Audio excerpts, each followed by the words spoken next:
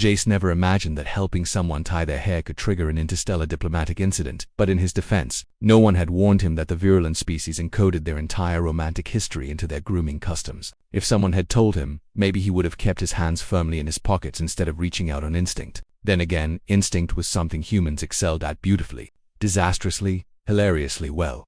The day had started like any other on the joint human-virulent research outpost, a patchwork of metal corridors and mismatched engineering philosophies. Humans built things with improvisational enthusiasm. The virulent preferred elegant systems that curved instead of angled. Together, the station looked like a sculpture, but Jace didn't mind. He liked it here, even with its flickering lights and half-translated labels. It beat the boring, sanitized labs back home. He was halfway through calibrating a sensor array when he saw her in the corner of the the virulent technician, whose presence somehow made the whole place feel less metallic. Her translucent hair drifted behind her in long, rippling strands of soft luminescent blue. Usually, the strands flowed with effortless grace, guided by his species' subtle bioelectric pulses, but today, they were a mess. A stormy, tangled flare of glowing ribbons buzzing like frustrated static. Ale stood with her back to him, shoulders tight, hands tangled in the shimmering chaos she was trying and failing to tame. She growled under her breath, a sound that would have been adorable if it didn't also vibrate the floor tiles. Jace didn't think. He simply reacted. He walked over, gently tapped her shoulder and said, "Need help?" Ale turned, her eyes a startled violet. Another species might have jumped. Virulent didn't jump, they shimmered, and she shimmered bright enough to light the corridor. "Human Jace," she said slowly. "My main is yeah, I can see that. Here, hold still." He reached for the hair without hesitation, without protocol, without the faintest idea he was crossing cultural boundaries so ancient they had their own epic poems. Human instinct again, the kind that made him hold doors open, apologize to furniture he bumped into, and apparently assist stressed aliens with personal grooming. Ale froze as his hands moved through the strands. The hair was warm, soft, almost weightless. It responded to his touch in little pulses of color, soft greens, faint pinks like ripples across water. She was barely breathing, though whether from tension or surprise, he couldn't tell. "This might pinch," he murmured, gently sliding his fingers through a stubborn knot. "Pinch," she echoed. "Human J. Your touch is..." Incredibly, whatever she was going to say dissolved into a static-filled hum that radiated through her hair. The strands coiled, weaving themselves in response to his motions, forming patterns that looked shockingly intentional. Jace didn't notice. He was focused on helping her the way he'd helped his little sister before school dances, or his best friend during their military prep years. Practical, harmless, friendly, nothing romantic, nothing dramatic, nothing galaxy-shifting. He smoothed the last strand behind her shoulder. "They're all sorted." Ale didn't move, didn't speak, didn't blink. Then, slowly, the soft violet of her irises deepened into a vivid glow. "Human Jace," she whispered, "do you understand what you have done?" Jace blinked. Helped." Her glow surged so bright it cast dancing lights across the walls. "You have performed the first binding gesture." He stared blankly. "Is that bad?" She looked at him the way a medieval villager might look at someone who'd accidentally married the moon. "It is the gesture one performs only with their chosen. Oh no, yes, please don't say the word. Partner of life bond." Jace dragged a hand down his face. "Fantastic. I just got engaged by accident." Ayel's expression was a mix of shock, embarrassment, and something else, something soft and fluttering beneath her glowing composure. "I did not realize you held affection for me," she murmured, "or that you would express it so boldly." "I wasn't expressing, Ayel, I was just helping." Her breath hitched, a sound like shimmering glass. "Then humans must truly be the most reckless romantics in the galaxy. But the gesture is made. The station will know soon." The station, as if summoned by cosmic timing, 3 virulent elders drifted into the atrium, their hair glowing with ceremonial patterns that made Ayel's newly arranged strands gleam like a declaration. They stopped. They stared. Their eyes widened. "Oh stars," Jace whispered. "Oh stars indeed." El whispered back. The eldest elder intoned. "The braid of intention has been woven. A human has made the claim of union." Jace raised both hands. "I didn't claim anything. I was helping." The elders exchanged looks of pity. Humans are known for passion without restraint. The bond is formed. Ale stepped slightly closer to him, unable to hide the warm flicker of her glow. "It seems," she said softly, "you are now my intended." He stared at her, half horrified, half intrigued. "Are you okay with this?" She hesitated, lowering her gaze. "I am embarrassed, surprised, confused." She paused, then added quietly but not displeased, "Oh no, or worse." "Oh yes," because something in his chest reacted to her words in a way that wasn't fear at all. The elders bowed low. "Prepare yourselves. The ritual of acknowledgement will begin at sundown." And just like that, a simple act of compassion had become the most intimate commitment in virulent culture. Jace exhaled slowly, turning to Al. "Guess we need to figure this out." Al's glow softened, warm as dawn. "We will, together." The galaxy might have thought humans chaotic before, but they hadn't seen anything yet. The funniest part about being declared someone's life-bonded companion on a Tuesday morning is that Chris only learned about it after someone pinned a ceremonial sash to his chest and congratulated him for accepting the union of hearts with such reckless human bravery. He hadn't accepted anything. He'd merely tried to deliver a polite hello to Lyra after the chaotic night before, only to walk into a courtyard full of her clan, her elders, her mother who looked at him with raised frills that suggested she was evaluating where to put the wedding gifts. Chris had opened his mouth to speak, realized he had no idea how to pronounce anything in this language without sounding like he was coughing up styrofoam, and settled for the only universal greeting he had, an awkward wave. That wave, unfortunately in Lyrathi culture, translated roughly to, "I humbly thank the stars for binding my soul to yours. May our hearts forever intertwine." He wished someone had told him that before he waved. By then it was too late. The clan erupted in melodic chirps of celebration. Lyra's mother pressed her forehead to his apparently another marriage ritual, and someone tried to hand him a scroll that looked suspiciously like a contract. Lyra had rushed in, hissing at her family in that wonderful, throaty language of hers that sounded like a violin arguing with a wind chime. But her mother simply gestured at Chris as if to say, "Darling, could you please stop fighting fate and just let the poor man love you?" The worst part was that Lyra hadn't denied it. She had only groaned, rubbed her face, and muttered something like, "He saved my life, mother, not my reproductive cycle." But by then, the damage had been officially woven into the clan database. Chris was now, by every traditional definition, her heart-bound partner, which meant, apparently he was expected to attend TI. Clan tea was not like human tea. Human tea involved quiet cups and polite conversation. Lyrathi tea involved 12 people aggressively analyzing everything about him while Lyra sat beside him like she wanted to vaporize the entire family with a glare. They asked him questions about his soft mammalian emotional cycles, and whether his species expressed loyalty by building large structures, since humans seemed to like doing that for no reason. One elder even leaned forward and admired the density of his shoulders, asking Lyra if she expected him to weather well during future storms. Storm's shoulders, weathering at this point. Chris wasn't sure if he was being evaluated as a husband, a god, animal, or a piece of furniture. Through all of this, Lyra grew visibly tense, especially when her mother commented, "You chose well. He is sturdier than your last attempt." "I did not choose him," Lyra snapped. "He saved you," her mother countered. "That is a choice the cosmos makes on your behalf." Chris tried not to laugh at the idea of cosmic matchmaking through accidental heroism, but a huff escaped anyway. 12 heads swiveled toward him. Lyra elbowed him under the table, which he probably deserved. When they finally escaped the tea room, Lyra stormed down the crystalline hall with enough agitation to make her frills tremble. Chris followed her, partly because she was the only person who understood what he was saying, and partly because, if he was being honest, watching someone that beautiful storm dramatically was weirdly mesmerizing. Her stride was sharp, efficient, like she was slicing the air into pieces that had personally offended her. "I can't believe you waved," she muttered. "How was I supposed to know waving meant eternal cosmic love?" He replied, "On Earth it just means hi, and sometimes I don't know what I'm doing. Please help."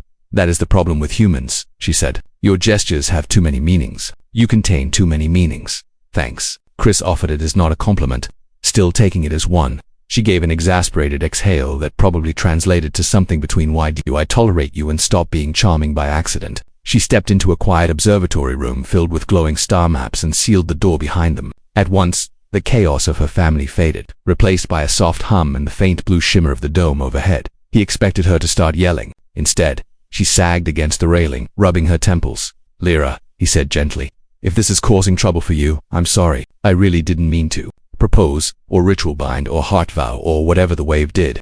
She looked at him not angrily, not amused, but something softer, heavy with complicated emotion. "You didn't cause trouble. My family did. They always do. They cling to old customs like vines around a fallen structure. And now they think you belong in my orbit simply because you acted like a decent person and pulled me away from that collapsing walkway."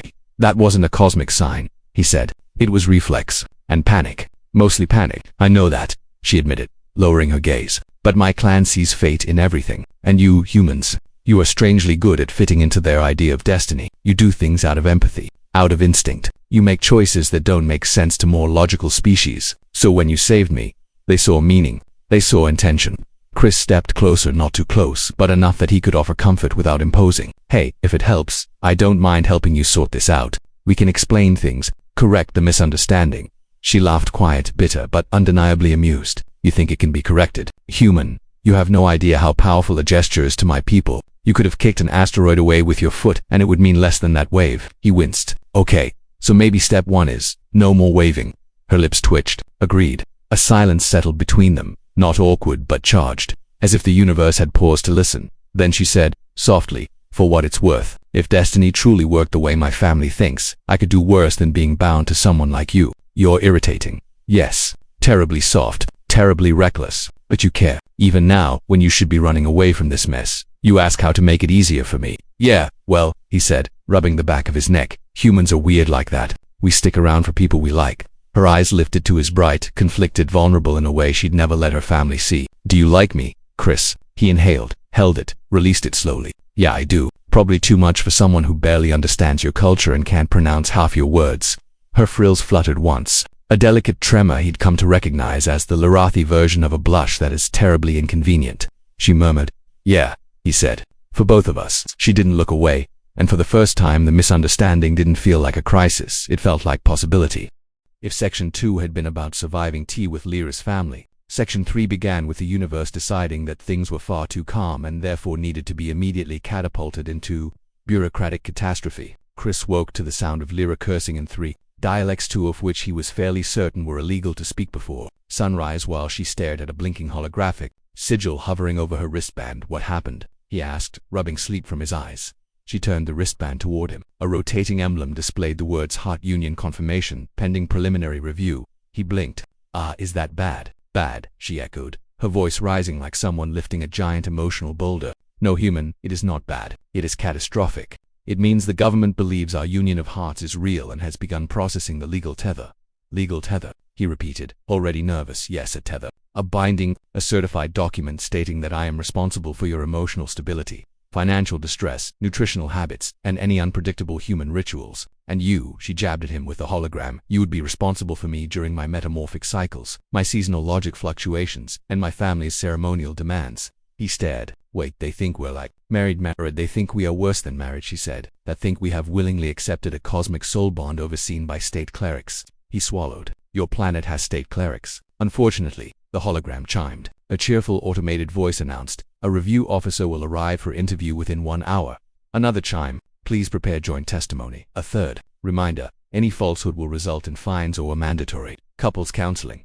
Couples counseling. Chris buried his face in his hands. Lyra, we're going to therapy before we're even officially dating. She paced across the room, muttering, this is it. This is how I die. Not in glorious battle, not defending science, not even from something dramatic like an exploding moon. No, I perish of embarrassment during an interspecies romance audit. Hey, he said gently, approaching her, we'll talk our way through it. This is just a misunderstanding. You still believe misunderstandings can be fixed? She groaned. That is very human of you. The hour passed with the speed and inevitability of an asteroid impact. When the review officer arrived, he was an elderly Larathi with frills so stiff they looked carved from bone. His robes were embroidered with symbols Chris couldn't decipher, but the man radiated the judgmental energy of a divorce lawyer and a tax auditor combined. I am Elder Vecna, he announced, stepping inside without waiting. I will determine whether your heart is legitimate or merely a foolish impulse. Initiated by mammalian chaos, Chris decided he didn't like Vecna. The elder sat at their small crystal table and activated a recording orb. Please describe the moment of your cosmic bonding. Lyra inhaled sharply. Chris jumped in before she exploded. Right, okay, so, there was a collapsing walkway. Lyra slipped. I grabbed her, pulled her up. Vecna scribbled. Physical rescue, a sign of intent. No, Chris said quickly. More like reflex. The universe does not understand reflex, Vecna replied. It understands symbolism. Chris mentally cursed every cosmic force ever imagined, and then Vecna continued. You performed the binding gesture, Lyra hissed. He waved, Elder. He waved because his species waved. Vecna's frills stiffened. You mean to tell me, human, that you executed a sacred vow scene merely to greet her? Chris nodded slowly. I didn't know. No one told me waving meant let our hearts intertwine forever. Vecna gave a long, disbelieving snort. Humans should not be allowed to move their arms unsupervised. Can't argue with that, Chris muttered. The elder turned his gaze to Lyra.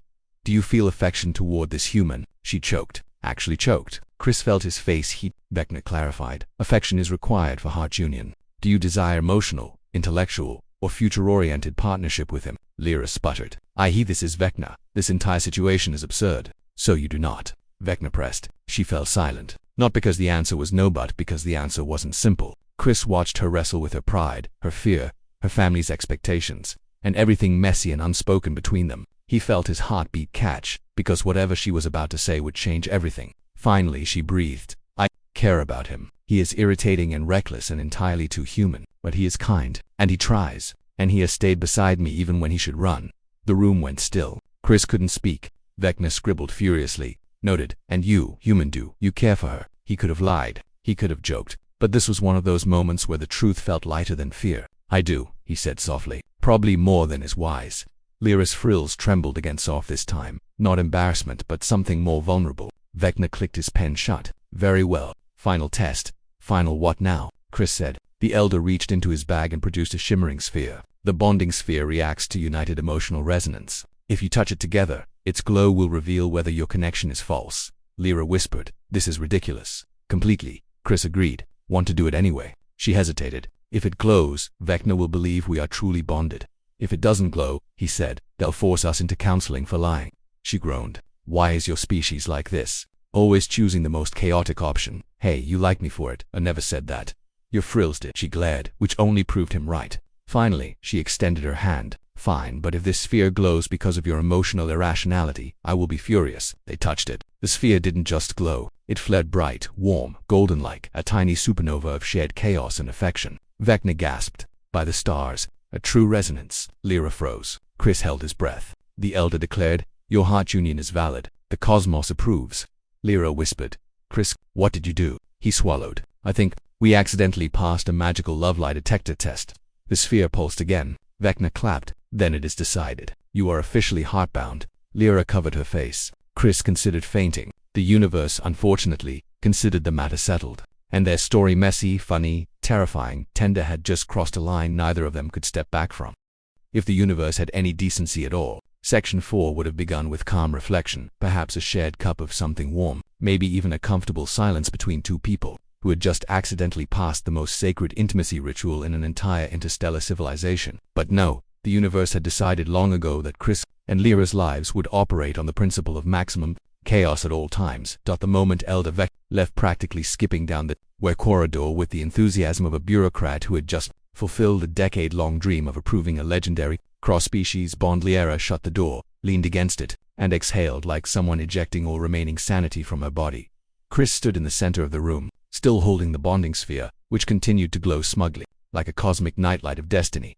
So, he began. We're married. We are not married, she snapped automatically, pacing like a trapped comet. We are cosmically evaluated, bureaucratically fused, temporarily recognized by an intergalactic office that fears nothing except being proven wrong. So, spiritually engaged. Chris, emotionally tethered. Chris, romantically adjacent with legal consequences. She groaned into her hands. Why must you name things? Humans always name things. You create labels to control uncertainty. You put words on feelings as if that contains them. It is so, she gestured at him with both hands. So you, he lifted the sphere. It's not like I meant for this to glow like a tiny star of passionate symbolism.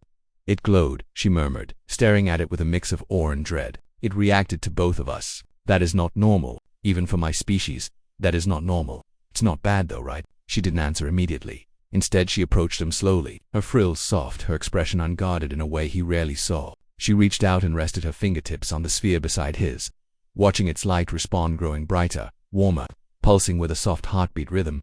It shouldn't do that, she whispered. It should glow once briefly, not keep reacting. He swallowed. Maybe it's broken. She shook her head. No, it recognizes emotional resonance. It reads sincerity, vulnerability. When it pulses, it means the bond is strengthening. Or another pulse. She looked up at him sharply. Stop feeling things. I'm literally just standing here. Standing with intention. Standing is not an intention. With you, it absolutely is. He tried not to laugh. She tried not to smile. The sphere continued to gleam in the space between their hands, as though mocking their mutual denial. Then a new sound pierced the room, a soft chime followed by dozens more. Their messages flooded in, notifications from Lyra's family, from neighbors, from officials, from an alarming number of strangers. The first message read, "Congratulations on the union. May your hearts intertwine for many seasons." The next, "Please register your residence as a shared habitation within 40-hours." Another, "Remember to complete your intimacy compatibility questionnaire. Failure to submit will result in..." Lyra hurled the wristband at a pillow. "I hate everything." Chris sat down beside her. Okay, we can fix this. We'll explain it was an accident." She peeked at him through her fingers. "On my world, accidents do not exist. Everything is interpreted as fate, omen, or cosmic instruction. And you," she pointed at his face accusingly, "are now an omen with legs." That sounds like a compliment. It is not. The messages kept coming. One from her Aunt Karen, Make sure he is properly fed. Humans are fragile. Another from her cousin. If he hurts you, I will challenge him in honor duel. Also send pictures. Chris blinked. Pictures of what? Lyra turned scarlet. Do not ask. The bonding sphere pulsed again. She glared at it. Stop encouraging him. He lifted his hands. I didn't do anything. You exist. Loudly. The room fell quiet after that, not peaceful, but soft, fragile, uncertain in the way moments become when two people finally stop running from what's been obvious for far too long. Lyra sat down on the floor beside him, her legs folding gracefully, her tail curling round her ankles. She stared at the sphere, but her voice was directed at him. You confuse me, she admitted. Humans confuse me. You feel too deeply. You speak too freely. You make choices with your heart before your logic catches up. And somehow the cosmos listens to you more than it listens to anyone else. He lowered the glowing sphere between them. You don't have to decide anything right now. I do, she said quietly. Because my world thinks we already did. Because the cosmos thinks we already did. Because Vecna is probably filling out paperwork declaring our bond as historically significant. Then we'll handle it, Chris said, leaning back against the bedframe. One thing at a time. Together or not, your choice. She tilted her head. You say that like you're giving me an option humans usually don't give. Because I am, he said. You're not owned, you're not claimed, you're not obligated. Whatever happens next, it's because you want it, or don't. She watched him for a long, unbroken moment, eyes searching, frills, trembling with something between hesitation and hope. Chris, she whispered, the sphere only glows when both people feel something. Not one, both. He looked down. The golden light flickered warmly. She breathed out, shoulders relaxing. I do not know what this bond means. I do not know what we are. But I do not want it undone. A soft ache filled his chest. A good ache. Okay, he said gently. Then neither do I.